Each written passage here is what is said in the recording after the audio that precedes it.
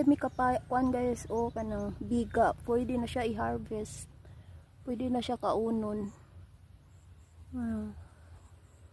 Ginaon na mo sa una sa wapay bugas biga.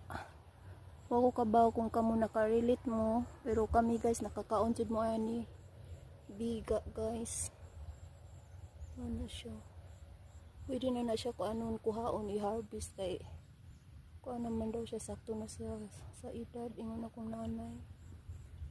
Kaon ba mo biga? Katong biga nga nagay bulak guys, mga katul kaayos kamot. Nara yung bulak ay. Kato, kana siya.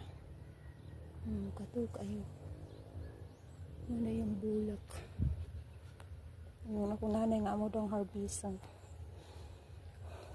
Nga na lang kay basi kamerang duha mukaon unya, ignorante ra ba tong mga bata kay wala kasuway.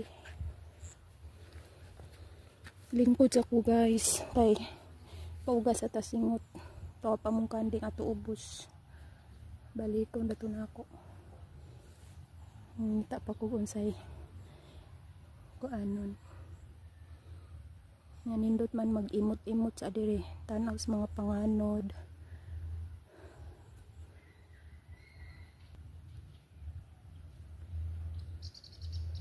Mga kalanggaman, may alibangbang.